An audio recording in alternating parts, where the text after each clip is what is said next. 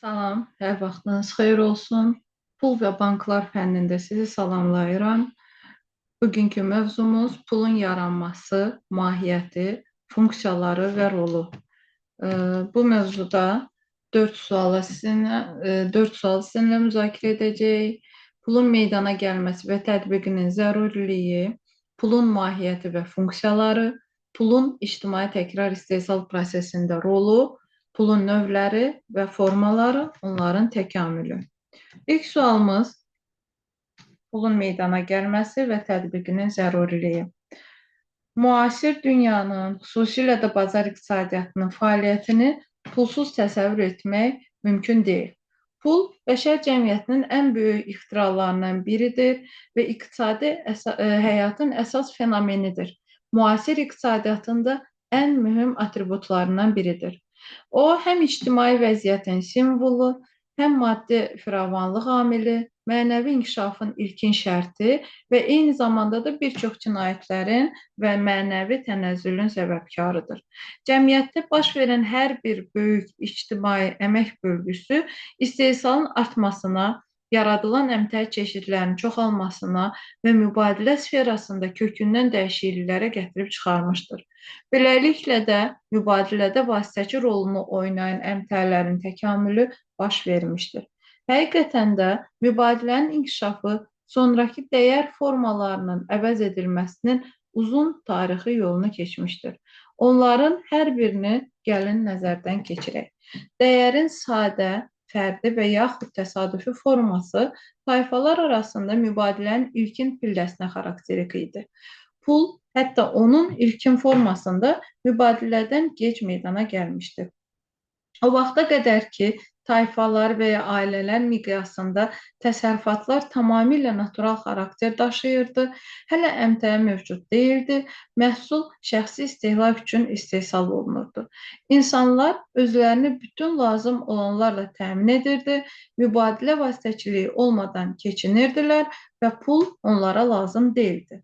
Mübadilə təsadüfi hallarda yalnız əmək məhsulları şəxsi istehlakdan artıq olduğu vaxt baş verirdi və bu cür mübadilədə mübadilə dəyəri zaman və məkan baxımından kəskin fərqlənirdi.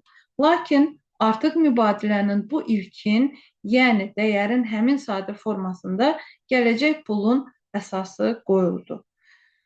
Dəyərin tam və yaxud geniş forması cəmiyyətdə baş verən birinci böyük ictimai əmək bölgüsü, yəni maldarlıq və əkinçilik tayfalarının ayrılması nəticəsində istehsalın artımı və mübadilənin inkişafı ilə meydana gəldi. Mübadilə inkişaf etdikcə hər bir əmtəə bir sıra başqa əmtəələrin istehlak dəyərində öz dəyərinin ifadəsini alır, hansılara ki, o mübadilə olunur. Sadə dəyər forması tam və yaxud geniş dəyər formasına çevrilir. İctimai əmək bölgüsü əmək məhsuldarlığının müntəzəm mübadiləsini də zəruri edir. Məhsul istehsalının artması mübadiləyə olan meyli və bütün əmtəə kütləsindən ümumi ekvivalentin ayrılmasında olan marağı da gücləndirir. Çoxlu miqdar əmək məhsulları mübadiləyə qoşulur.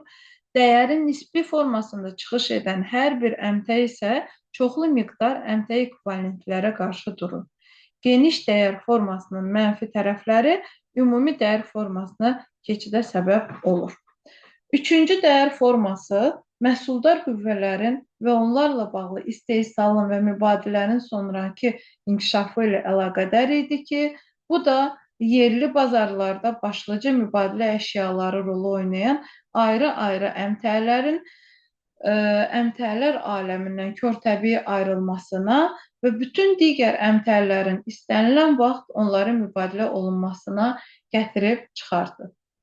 Məsələn, hamı tərəfindən qəbul edilən ümumi ekvivalent bərabər idi bir qoyuna, bir baltaya, bir arşın kətana, bir kisə dənə və başqalarına. Dəyərin bu formasının xüsusiyyəti ondan ibarət idi ki, ümumi ekvivalent rolu bir əmtəyə şamil edilməmiş və ayrı-ayrı vaxtlarda həmin rolu müxtəlif əmtəələr oynamışdır. Mübadilənin inkişafı nəticəsində bütün əmtəələr kütləsindən bir əmtəə ayrılır və ümumi ekvivalent, yəni dəyərin ümumi ifadəçisi rolunu oynamağa başlayır. Tədricən ümumi ekvivalentin funksiyası müəyyən bir əmtənin inhisarı altına düşür.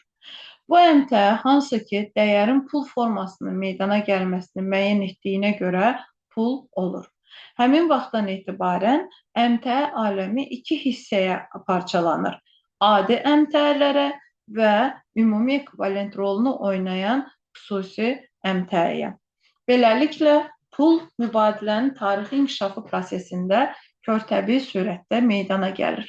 Buna görə də pulun razılaşma nəticəsində meydana gəldiyini söyləyən burjua alimləri tamamilə haqsızdırlar. Beləliklə, pul əmtə aləmindən ayrılmış və ümumi ekvivalent rolunu yerinə yetirən əmtənin xüsusi bir növüdür.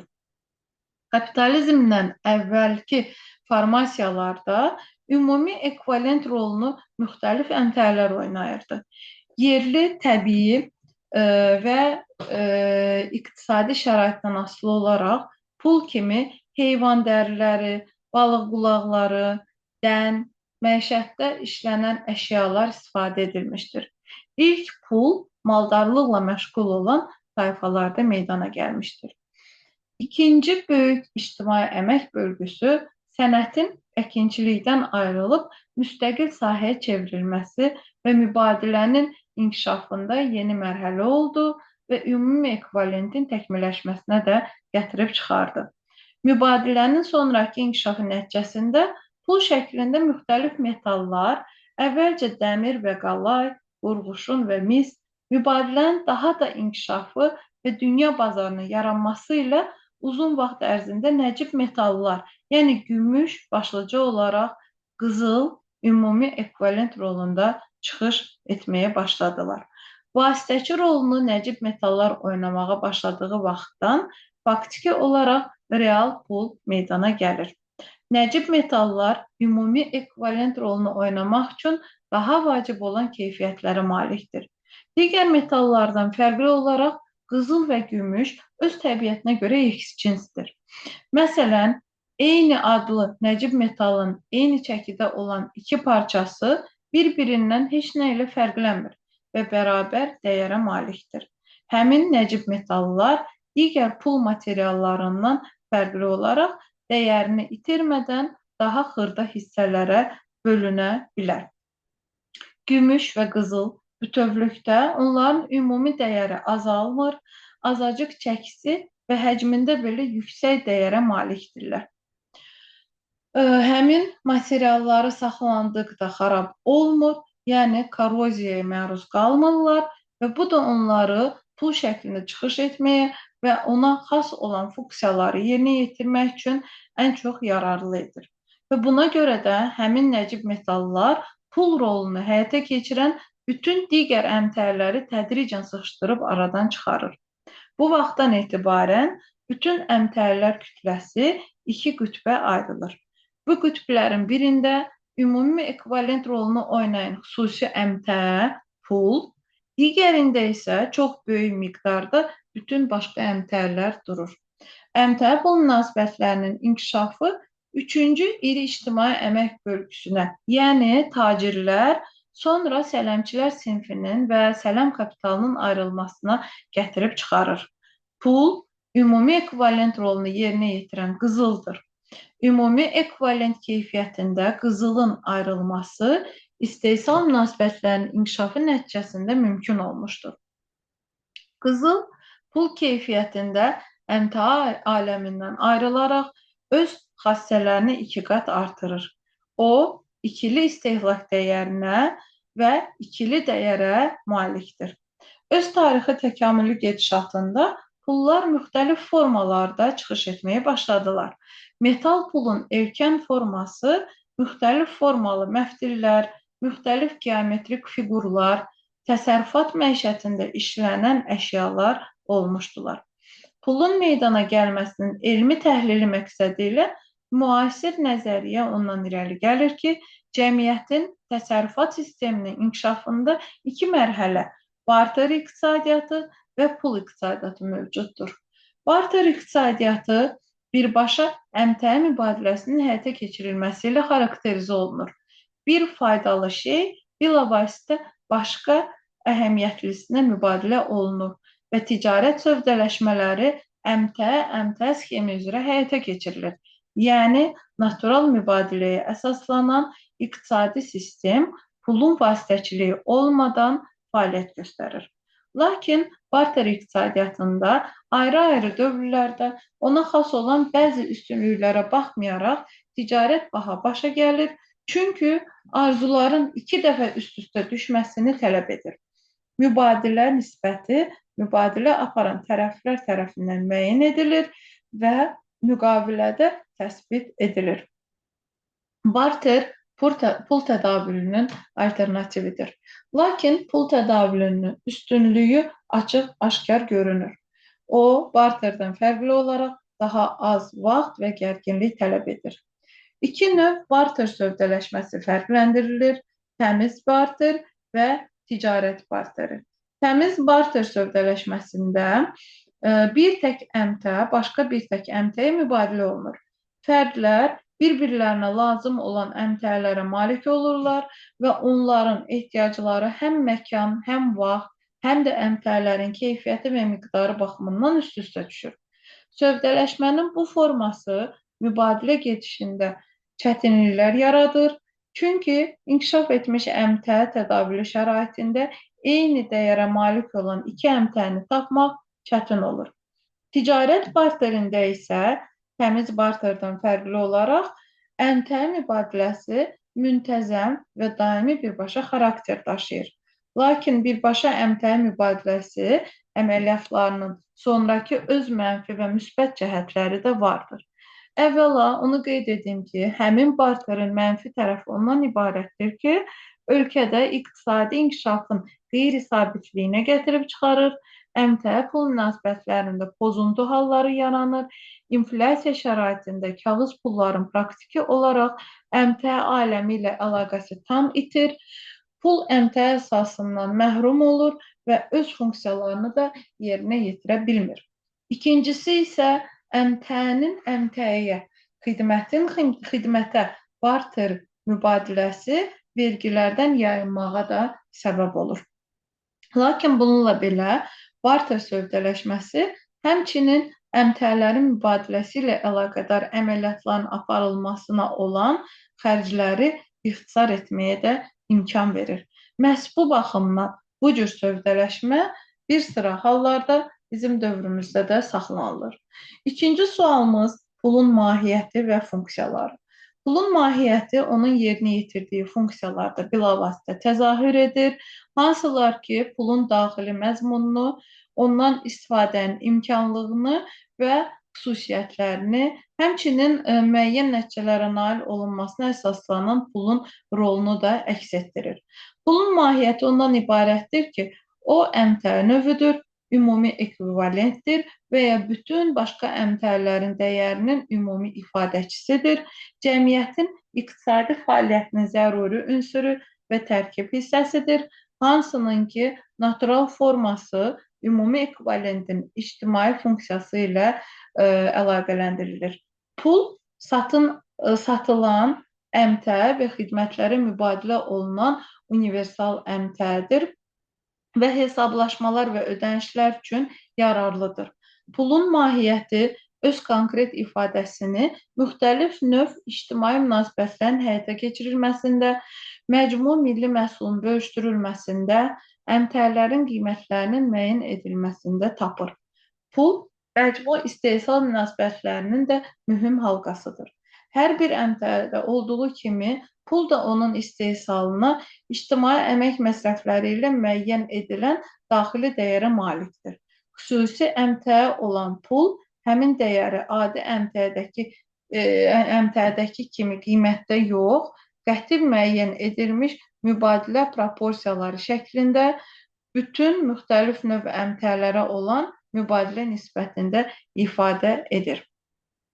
Əmtəə istehsalı şəraitində pulun istənilən maddi dəyərlərlə mübadilə olunması imkanlığı da mövcuddur.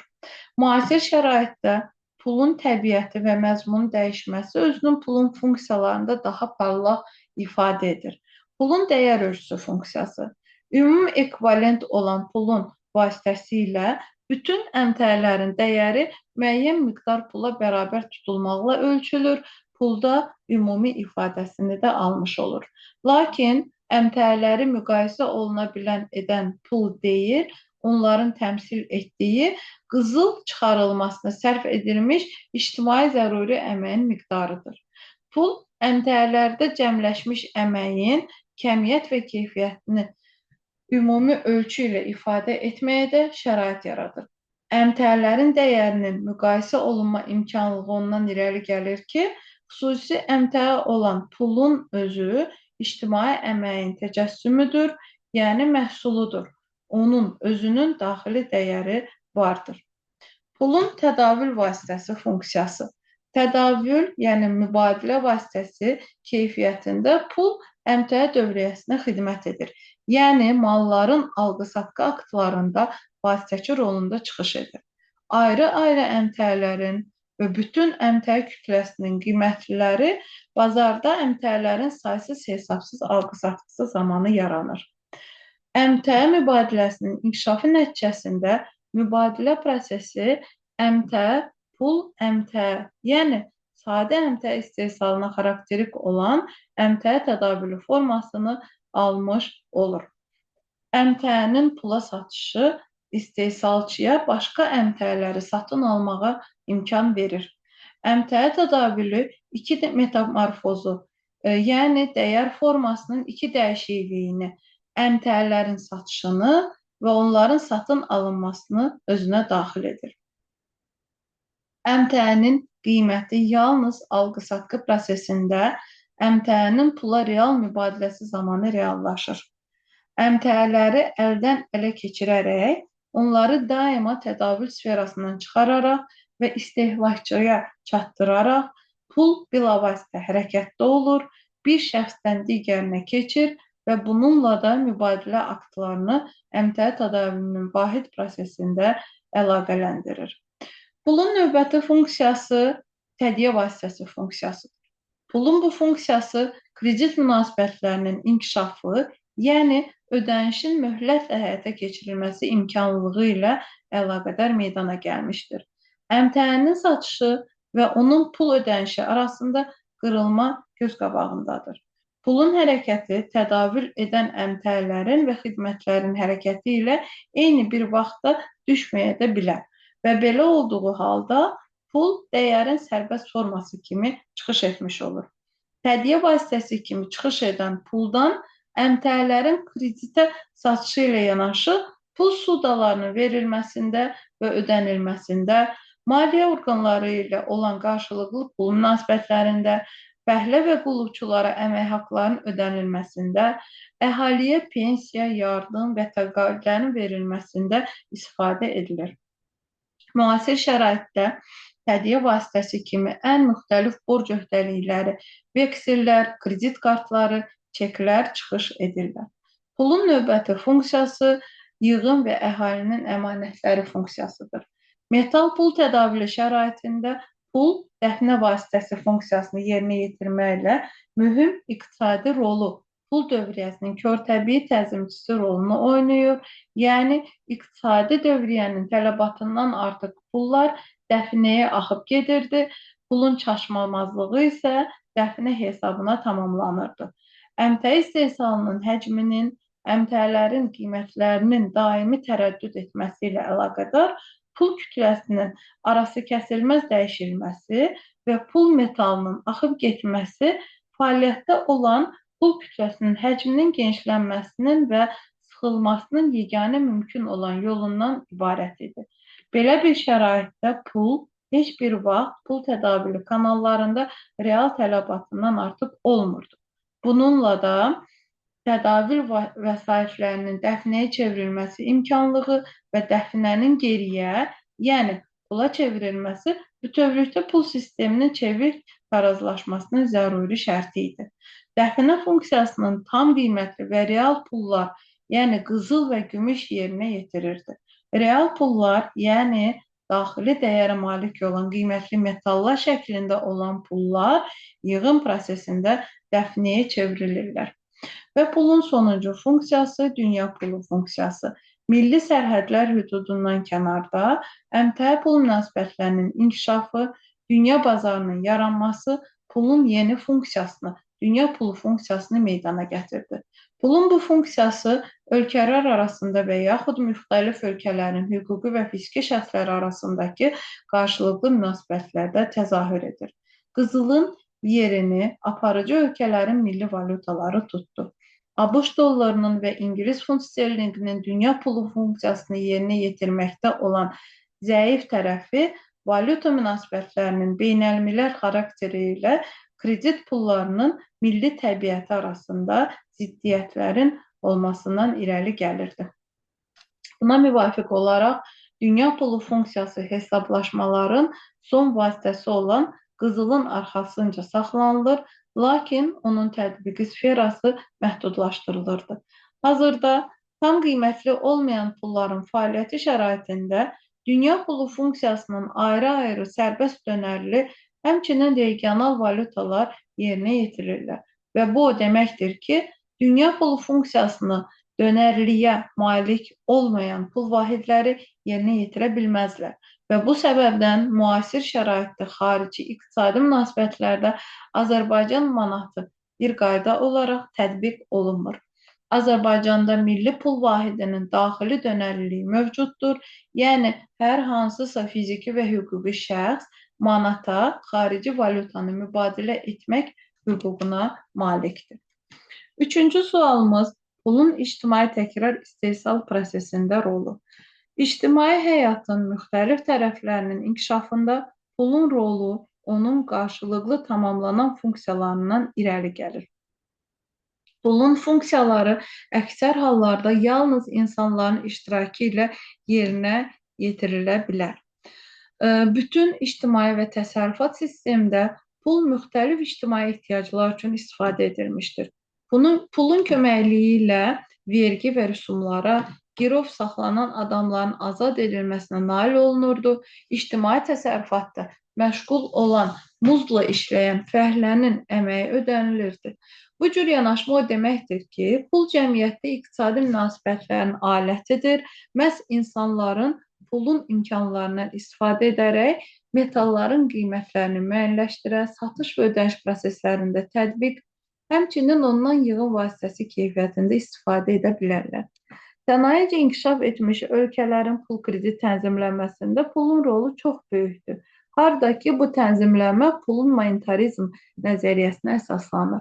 Həmin ölkələrdə hər il pul kütləsinin dəyişilməsi istiqamətləri müəyyən edilir və buna müvafiq olaraq Mərkəzi Bank kredit alətlərinin köməkliyi ilə onun tənzimlənməsini həyata keçirir. Bu cür pul kredit tənzimlənməsi pul kütləsinin artımının ləngidilməsi, inflyasiya proseslərinin cilovlanması və ölkədə məcbur milli məhsulun artımının stimullaşdırılması məqsədini güdür.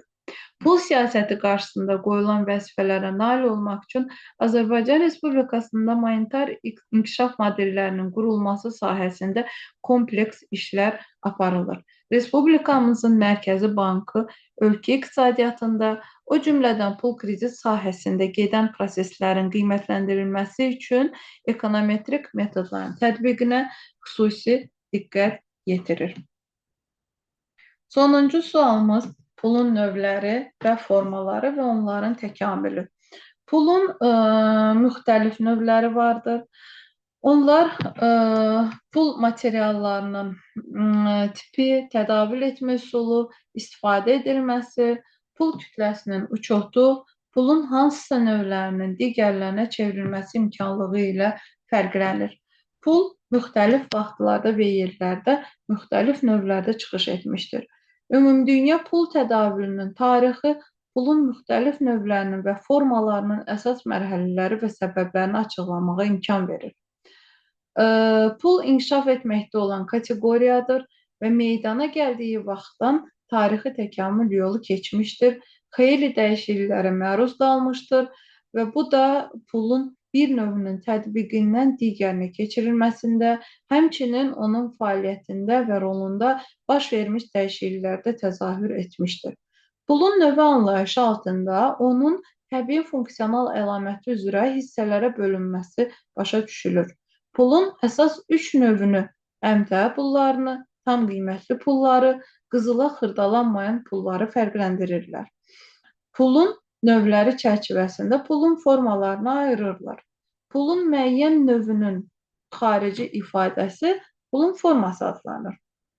Belə ki, məsələn, müasir kredit pullarının xarici ifadəsinin bir neçə formaları mövcuddur.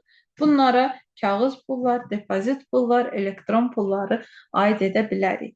Nəhayət, hər bir müasir pul forması çərçivəsində konkret algının aparılmasına xidmət edən bir neçə ödəniş alətlərini ayırmaq olar. Məsələn, depozit pullar özünə vekselləri, çekləri, plastik kartları və digər ödəniş alətlərini daxil edir. Müxtəlif dövrlərdə və xalqlarda pul dövriyyəsinin ayrı-ayrı sferalarında müəyyən yaranmış tarixi şəraitdə pulun müxtəlif növlərindən istifadə edilmişdir. Bəşər cəmiyyətinin inkişafının ilkin mərhələlərində ümumi ekvivalent rolunda istifadə edilən pulların əksər növləri əmtəə pullarından ibarət idi.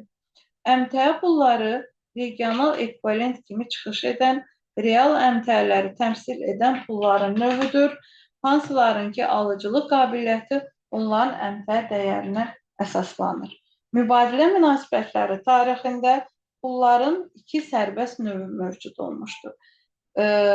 Tam qiymətli və nümayəndəlik növləri mövcuddur. Yəni, tam dəyərli olmayan pullar. Cəmiyyətin tarixi inkişafının ilkin mərhələsində mübadilədə vasitəçilik rolunu qeyd etdiyim kimi metal külçələr ümumi ekvivalent rolunda az qiymətli metal pulları tam qiymətli pullar əvəz etdi. Tam qiymətli pullar o pul nişanıdır ki, hansılarınki nominal dəyəri onlarda təmsil olunan qiymətli metalın bazar dəyərinə uyğundur. Onlar pulun bütün funksiyalarını yerinə yetirir və ümumi ekvivalent kimi çıxış edirlər. 20-ci əsrin 70-ci illərində keçmiş SSR-də qızılın demonetizasiyası, sonra isə pulun əşyasızlaşması prosesi baş verdi. Pulun demonetizasiyası o deməkdir ki, qızıl ölkənin daxili dövriyyəsində əvvəlcə tədavül vasitəsi və tədqiq vasitəsi funksiyalarını, sonra 1976-cı ildən dünya pulu funksiyasını yerinə yetirməkdən məhrum oldu. Və bununla da qızılın demonetizasiyası hüquqi baxımından başa çatdırıldı ki, bu da 1978-ci ildə Beynəlxalq Valyuta Fondunun nizamnaməsi ilə təsbit edildi. Lakin qızıl fövqəladə pul, Dünya Pulu Fondu və xüsusi yığım xidmətini göstərməkdə davam edir və müasir kağız pullar üç əlamətlə qızıla xırdalanmaması, məcburi kursun mövcudluğu və faizsizliyi ilə xarakterizə olunur. Hazırda inkişaf etmiş ölkələrdə qızıla xırdalanmayan pulların əksər hissəsi nağd pul formasında buraxılır. Nağd pullara standart parametrlərə malik olan kağız pul nişanları və metal formalı pul nişanları aiddir. Kağız pul nişanları bunlar əskinazlardır, metal formalı pul nişanları isə sikkələrdir. Nağd pulların ümumi həcminin təqribən 95-97% hökumətlər və mərkəzi banklar tərəfindən buraxılan kağız pullar təşkil edir. Emisiya edilmiş tam qiymətli olmayan pul nişanlarının nominal dəyəri ilə onların buraxılış dəyəri arasındakı fərq xəzinədarlığın emisiya gəlirini təşkil edir, hansı ki, dövlətin daxil olmalarının mühüm ünsürü kimi çıxış edir. Bugün bir sıra maliyyə institutları cari, çek, kart hesablarının açılması formasında pulların buraxılışı hüququna malikdirlər, hansılar ki, depozit pullar adını alıblar. Depozit pullar sistemində xüsusi yeri veksellər tutur, hansılar ki, kredit pullarına aid edilir. Həqiqətən də veksel kredit hesablaşma vasitəsi kimi banknotun bir qədər sonra kağız pulun hansısa bir nümunəsi kimi çıxış edir. Lakin müasir iqtisadi nəzəriyyədə veksellərə pul sifətində yox, əhəmiyyətli dərəcədə qiymətli kağızlar kimi baxırlar. Veksellər bir sıra növə bölünürlər. Bu növlərə sadə veksel, ötürücü veksel, təminatlı veksel, maliyyə vekselləri, xəzinə veksellərini aid etmək olar. Və bununla belə veksel tədavülünün də öz sərhədləri var. Birincisi, vekselin tədavül müddəti məhduddur. İkincisi, veksel ilə əmək haqqının və digər müntəzəm gəlirlərin ödənişini həyata keçirmək olmaz. Üçüncüsü, vekseldən bir neçə ödəniş əməliyyatlarında istifadə etmək mümkün deyil. Dördüncüsü, veksel yalnız topdan satış ticarətə xidmət edir. Beşincisi, veksel tədavülünə məhdud dairədə şəxslər cəlb edilir. Veksel tədavülünün bu qeyd olunan sərhədləri vekselə əsas pul funksiyalarını yerinə yetirmək imkanı vermir və deməli ona pul kimi baxmaq olmaz. Banknot emissiya bankları tərəfindən buraxılan pul nişanıdır. Tam qiymətli pulların nümayəndəsi tədavülün başlıca kredit alətidir. Və müasir banknotlar veksellərin yenidən uçotu, müxtəlif kredit təşkilatlarının və dövlətin kreditləşdirilməsi yolu ilə Mərkəzi Bank tərəfindən buraxılır. Təminatsız banknotların kredit pullarının bu növünün tədavülə buraxılışı və onların dövriyyədən geri götürülməsi dövlət tərəfindən xərclərin həyata keçirilməsi və gəlirlərin alınması gedişatında yox, təsərrüfat prosesləri ilə əlaqədar yerinə yetirilən kredit əməliyyatları əsasında aparılır. Təminatsız banknotlar sonrakı xassələrə malik idilər. Birbaşa təminata malik deyildilər, onlar qızıla xırdalanmırdılar, dövlət borcu kimi qəbul edilirdilər. Əlavə pul nişanlarının emissiyası hüququ Dövlət Bankının arxasınca saxlanılırdı və artırılması istiqamətində dövrü olaraq yenidən baxılırdı. Hazırda heç bir pul vahidi qızıl məzmununa malik deyil və qızıla xırdalanmırlar. Banknotların emissiyası dövlətin tam nəzarətindədir və pul sisteminin işi üçün bütün məsuliyyəti o öz üzərinə götürür. Banknotlar veksellərdən sonraki xüsusiyyətə görə fərqlənirlər. Müddətliyinə görə fərqlənirlər. Veksel müddətli borc öhdəliyidir və ondan fərqli olaraq banknot müddətsiz borc öhdəliyidir və Mərkəzi Bankın zəmanəti ilə təmin olunur. Zəmanətə görə vekseldən banknotlar fərqlənirlər. Veksel tədavülə ayrı-ayrı sahibkarlar tərəfindən buraxılır və fərqli zəmanətə malikdir.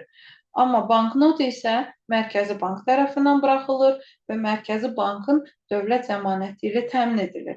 Və digər fərqlənmə isə buraxılış qaydasına görədir. Banknotları hazırlamaq üçün xüsusi kağızdan istifadə edilir və onların saxtalaşdırılmasını çətinləşdirən tədbirlər də görülür. Ölkələrin mərkəzi bankları müəyyən növ və ölçüdə banknotlar buraxır. Banknotlar həmin ölkənin ərazisində milli pul kimi çıxış edir və onları qızıla dəyişmək olmaz. İnkişaf etmiş ölkələrdə həmçinin çek depozitlərinin tədavülünün əsas vasitəsi olmasının səbəblərindən biri odur ki, bu əmanətlər nağd pullardan fərqli olaraq daha etibarlı mühafizəyə malikdirlər. Çek daha dəqiq məbləğə yazılır və bu da xərclər haqqında dürüst qeydiyyat aparmağa imkan verir. Çek müəyyən olunmuş formada pul sənədidir. Başqa sözlə desək, qanuni hesab sahibinin kredit idarəsində çekdə göstərilən məbləğin onu təqdim edənə ödənilməsi və yaxud da ki, onun digər cari hesaba köçürülməsi barədə qəti və şərtsiz rəsmi əmridir. Onu da qeyd edə bilərəm ki, çek ötürücü vekselin çevrilmiş formasıdır. Çek, nağd pullarla müqayisədə iki əsas üstünlüyə malikdirlər. Birincisi, çeki istənilən məbləğə yazmaq olar. İkincisi isə çeklərlə işləmək, onu idarə etmək rahat və əlverişlidir. İtdikdə isə onları bərpa etmək olar. Və son olaraq mühazirəmizin sonunu bir sitatla tamamlamaq istəyirəm. Pul insanın icad etdiyi ən güclü illüziyadır. Heç nə deyil, amma hamı üçün hər şeydir. Növbəti görüşlərə dək.